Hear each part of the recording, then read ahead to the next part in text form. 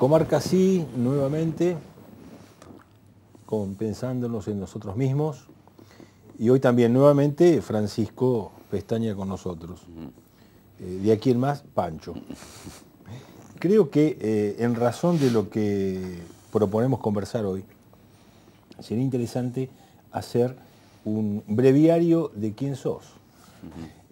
Lo que dice el prontuario dice que sos abogado, que sos docente universitario y ensayista, sos secretario académico de la Comisión Permanente de Homenaje a Forja, sos miembro del Instituto de Estudios Estratégicos Malvinas, Patagonia e Islas del Atlántico Sur, sos coautor de Forja, 70 años de pensamiento nacional, y coautor del proyecto Umbral.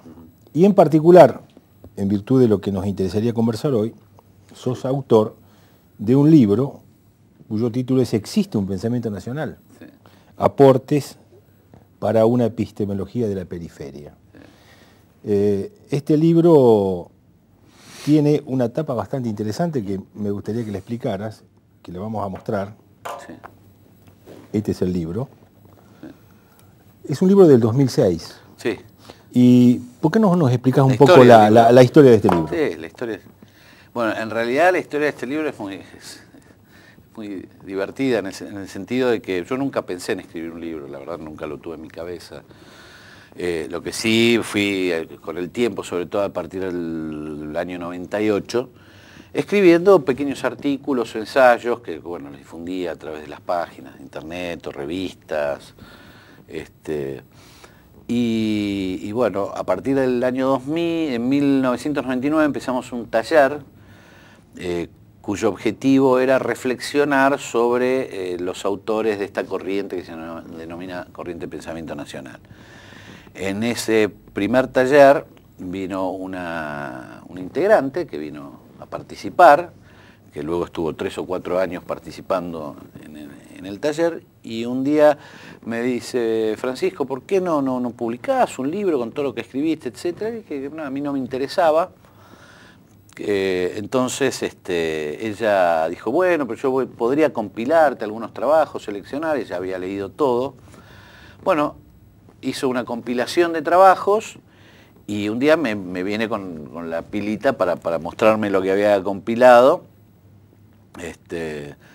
Y bueno, ahí surgió la idea de publicarlo. Después otro alumno del taller, que a su vez es dibujante, que es creativo, charlando ahí dice, bueno, yo quiero hacer la tapa. Y al mes me vino con este dibujo a lápiz espectacular, que es precioso, donde, bueno, él lo hizo libremente, se imaginó, digamos, una conversación entre bueno, José María Rosa, Jauretche y Scalabrini, y yo que estaba ahí escuchando, y de alguna manera la foto responde la pregunta que se plantea el libro. El libro plantea en interrogante, ¿existe un pensamiento nacional?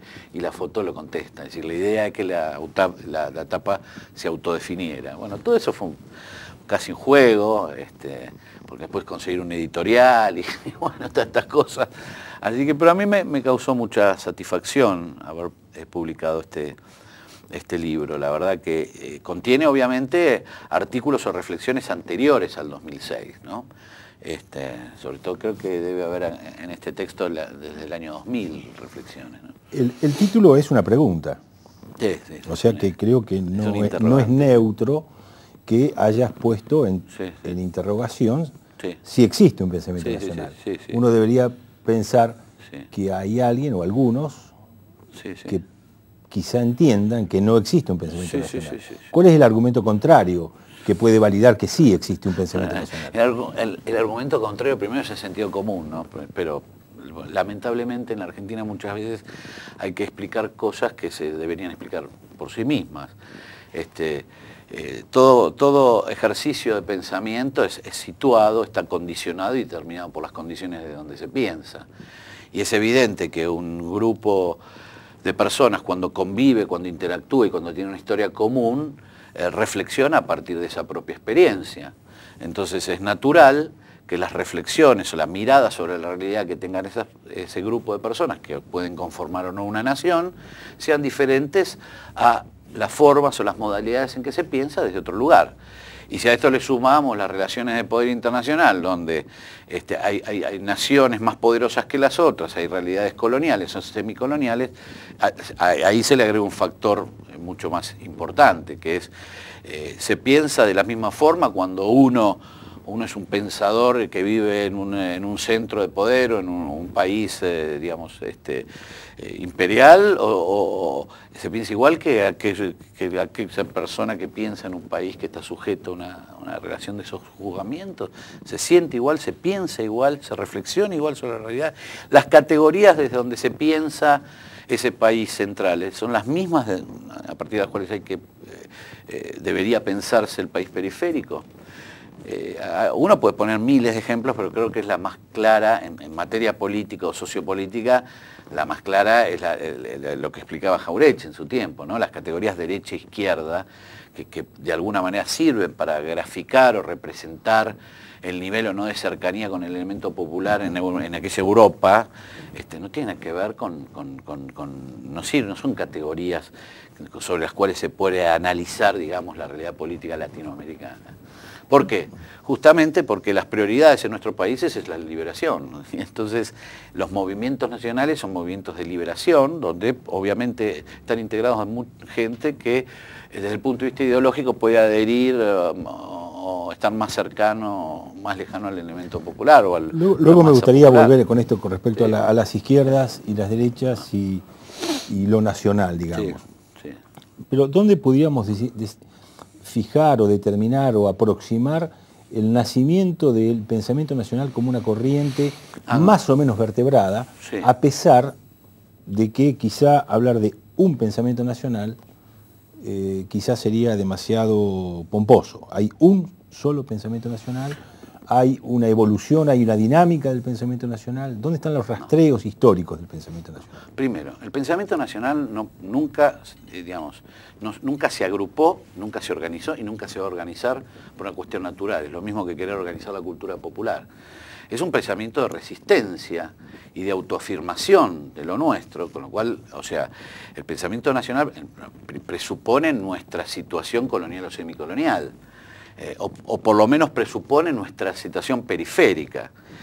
Todo aquel autor o pensador que se autorreconoce en un país periférico, sujeto o no a una situación colonial o semicolonial, esa autoconciencia de esa situación, quizás es el elemento que cruza a esta corriente de pensamiento. Desde ahí uno puede, digamos, los pensadores o los integrantes de esta corriente tuvieron los matices más diversos, los hubo de orientación social cristiana, los hubo de orientación socialista, los hubo de orientación marxista, inclusive los hubo de orientación liberal. El último, Alberdi, es un hombre del pensamiento nacional que adhiere de alguna manera a ciertos principios del liberalismo clásico, pero es un claro historicista, un hombre que piensa desde un lugar situado.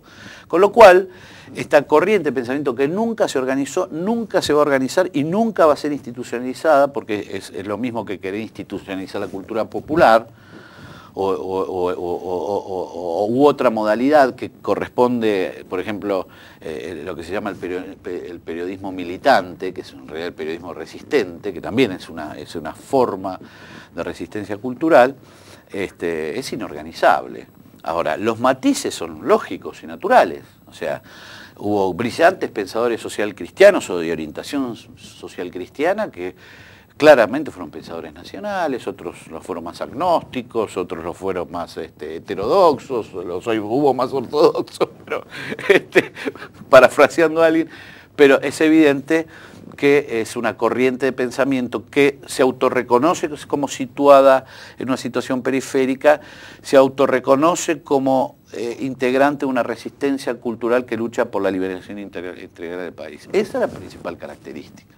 Y después habrá diferentes, pero la coincidencia es absoluta. En eso coinciden Abelardo Ramos, en eso coincide Hernández Arregui, y en eso coinciden otros grandes pensadores como el padre Leonardo Castellani, Nimio de Anquín, Saúl Taborda, Alberini y todos los que fueron nuestros maestros, ¿no? ¿Hay algún denominador común en torno a la reivindicación de lo hispanoamericano o lo indo-hispanoamericano dentro del pensamiento nacional, en virtud como contraponiéndose, digamos, a todo lo que, digamos, ha abrevado enormes sectores de la intelectualidad o de la inteligencia nacional en torno a los favores de lo pro-británico o lo pro-anglo-británico, ¿no? Es decir, el pensamiento nacional rescata el elemento tradicional porque el pensamiento nacional es historicista, con lo cual el pensamiento nacional rescata toda la experiencia epistemológica y científica del mundo indoamericano, de los 10.000, 11.000 o 12 años, rescata el elemento tradicional de lo hispánico, rescata esencialmente el mestizaje, digamos, étnico y cultural, y el producto de ese mestizaje en términos de pensamiento heterodoxo, y rescata los aportes que las distintas corrientes inmigratorias que nutrieron nuestro país aportaron al pensamiento argentino. Es decir, es un pensamiento realista en ese sentido. Nosotros no... Obviamente, hubo aquellos que hicieron hincapié en el elemento hispánico, como de alguna manera continuación de una cierta tradición de pensamiento occidental, etcétera. Otros, por ejemplo, como Kusch, que hicieron más hincapié en el elemento indoamericano. Pero en definitiva, más allá de los hincapié, el esfuerzo por rescatar toda esa tradición y explicar lo que nosotros somos a partir de lo que fuimos, en realidad explicar lo que nosotros seremos a partir de lo que fuimos, porque el pensamiento nacional no piensa ni en pasado ni en presente. El pensamiento nacional piensa en el futuro. O sea, nosotros, digamos, el presente, nosotros, en realidad, yo siempre digo a los alumnos, nosotros hacemos una especie de ciencia ficción. Por eso nos cuesta que nos integren, nos comprendan en el mundo académico. Entonces va de suyo que pero quería explicar esto porque el pensamiento nacional implica una concepción especial de nación. No, pues yo quiero hacer hincapié en esto. Nosotros, es decir, los que pertenecemos, si vos tomás, por ejemplo, cualquier autor. A ver, cuando Scalabrini Ortiz, José Luis Torres y Sampay corrigieron el artículo 40 de la Constitución, no estaban pensando en ese momento, estaban pensando en el fin de este siglo, porque en ese momento los recursos naturales tal como los conocemos hoy, no tenían, entre comillas, el valor que hoy tienen. Pero ellos decían, ¿qué tenemos nosotros que no tienen los otros? Entonces, ¿qué tenemos que proteger porque los otros no van a tener? Entonces, dije, protejamos los recursos naturales estratégicos y dejémoslos en manos de la nación. Hicieron el artículo 40, estaban haciendo futurología. En ese momento había muchos intelectuales que le decían, pero ¿para qué vamos a protegerlos si en realidad estamos en una etapa industrial? Al contrario, no establezcamos limitaciones. Es decir, a eso me refiero. Vamos a un corte y seguimos el tema.